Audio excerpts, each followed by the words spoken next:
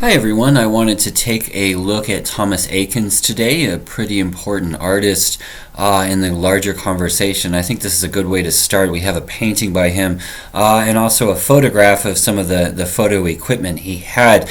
He's important for many reasons, but probably one of the larger ones is he is one of the artists that introduces photography as a method of studying the figure in terms of painting and other arts. Again, when we think of Thomas Eakins, he's also important because he's an early American artist, and when we look at this, we're actually in Europe right now, very early on. His early life, his father was actually a writer type of person who was, again, when you think about the time period, a person who was in charge of penmanship and that type of thing. So he got a very early understanding of the line from there, but he was actually trained at the Philadelphia school, and then he went to Europe for a while, specifically Spain, to kind of study what the European tradition is. He eventually does go back to Pennsylvania, and again, this is kind of one of the more important things that we have from him is he's a very early American artist that's actually born in America, travels a little bit but returns. And again, when we look at Thomas Eakins' work, the amazing amount of detail and the precision is really the thing that we look at. When we look at Max Schmidt in a single skull here, again, the skull would be the boating device he's sitting in. This is an excellent example of this when we look at the amount of work that goes into this, and again, a very scientific approach not only to the study of the scene but specifically the study of the figure. And again, one of the greater contributions that we have from Eakins going forward into American art is he brings this understanding of anatomy and also this understanding of perspective and all of these other aspects of the scientific approach towards art that we're used to seeing, and he's one of the first Americans to really embrace this. He was trained in Dr. Gross's anatomy school, and this has a lot to do with it. So what we're really looking at here is kind of the formation of his work. He does a lot of these kind of skull shipping type of paintings early on. Here we have many examples kind of following along the same theme, but again, this type of boat he actually had access to in his studio.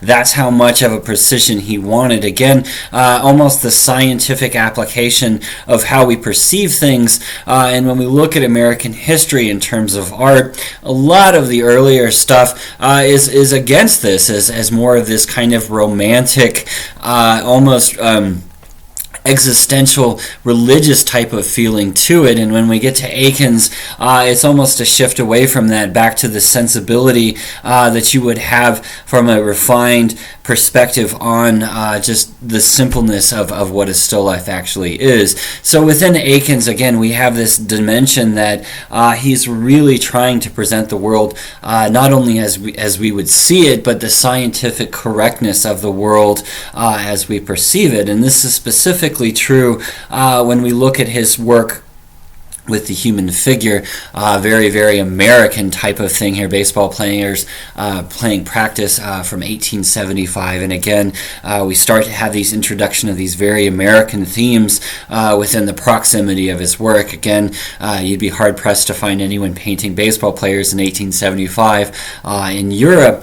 But it's also around this time, 1876 in particular, that he goes to the Pennsylvania Academy of Art and actually becomes an instructor.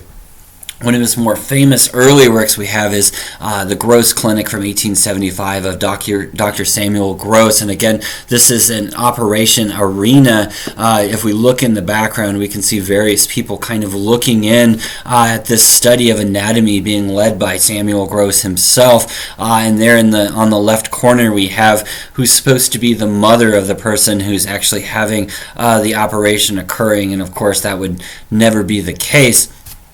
1876, as I mentioned, is the year that he starts teaching at the Pennsylvania Academy of Fine Art. And again, the major aspect that he brings forward to this is the study of anatomy. He has his students look at cadavers, both men and women, and this is a kind of a remarkable thing for the time, is that he actually treats his female students beyond the gender bias of the time. And what I mean by that is that he very much has them looking at anatomy and looking at a lot of the same things that the male artists were actually looking at the time. Completely unfashionable for women to study anatomy and that type of thing from this time period, but nonetheless, this is what Eakins did. Even when we have this type of religious thematic, again, we look at a study there on the right of how he's actually putting together the composition, this thick, heavy shadow carried across the face of Jesus over. But a lot of, again, the joy that we actually get from Eakins is just looking at scenes that we would associate from America from this time. Shad fishing at the Gloucester on the Delaware River from 1881. We have two versions of this painting. But again, the Delaware River, an American river with Americans in their different aspects of costume, and this is one of the really enjoyable things about looking back at these paintings, as we do get an understanding of what things actually look like from the past in our country. And as you can see, second version of this painting, not that unfamiliar with what you might see shad fishing on the Delaware from today. Again, when we look at this, we do get this sense of perspective. We can almost see the lines of the boat shooting off to the left side of the screen, while we have these other long diagonals moving over to the right, and again kind of creating almost a cross-like shape. He continues to be an instructor at the Pennsylvania Academy until 1886. He has about 10 years, and he leaves under some controversy. Again, he had a little bit too close of a relationship with his students in terms of showing them anatomy and that type of thing. Specifically, you would hear instances where two different stories. One that he showed a man naked in front of a group of women, which caused him some problems. But as we continue here and kind of look at his work from this time period, what we really do start to see is this connection that he has between photography and painting. And again, when we think about this in the contemporary, this is almost something that's frowned upon, this idea of using photography as a vehicle to paint from. But during this time period, this was kind of a newer concept. And again, what Eakins is really doing with this is he's actually using photography as a method to study human anatomy, to actually create instances where he has a direct understanding of what a model would look like. Again, if you're from this period, if you don't have this emblem of a photograph, then you would have to work from either a live model or some type of portrait bust, where again, Eakins, being this early American artist and early American photographer, is using this to really his advantage.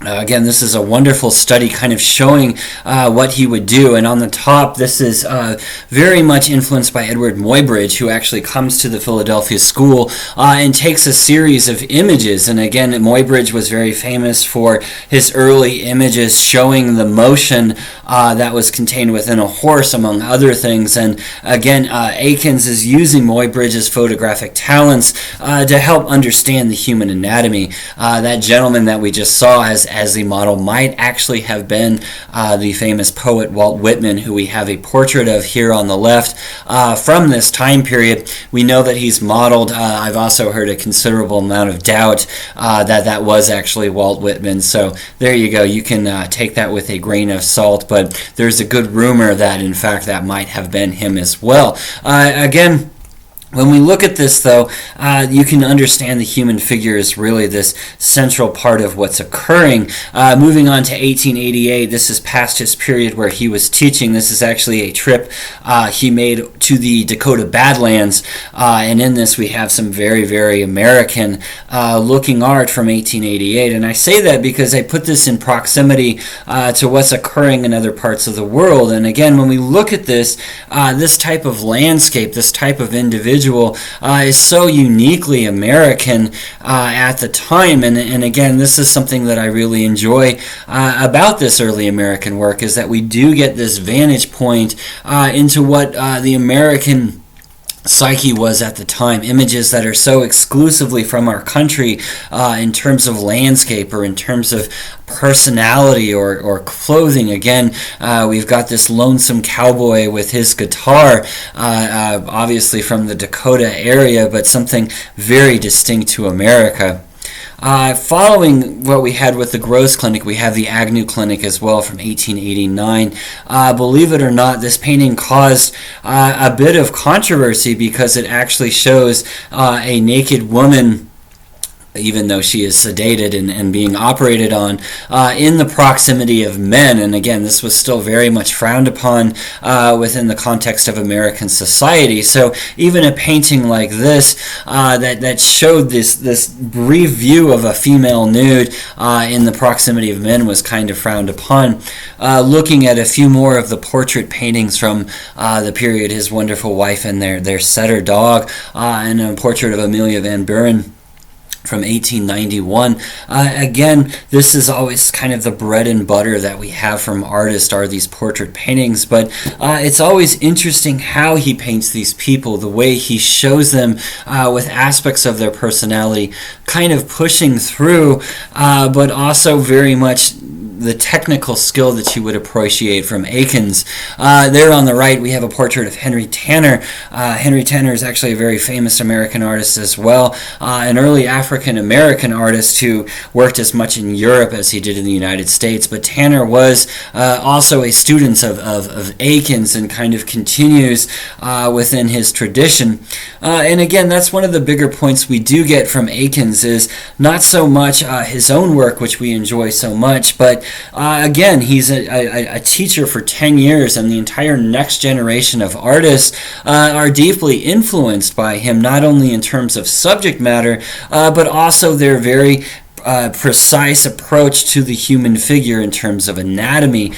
Billy Smith from 1898 begins a series of paintings we have by him all around the subject of boxing, and I love these paintings because, again, we get this image into the world of boxing from this time period. And again, it in some ways looks very similar, and in some ways very, very different than what you would see in the contemporary. And of course, if we think of later generations of artists, more specifically, I'm thinking of George Bellows and his use of the same subject matter. Again, what better way to show the anatomy at work than two individuals physically engaging with each other like this, taking the count 1898, and here we have a study, and if you look very, very closely, you can actually see a grid underneath there, again showing this aspect of study that went into the composition itself. You can almost see it's a direct connection between one to the other, where he's using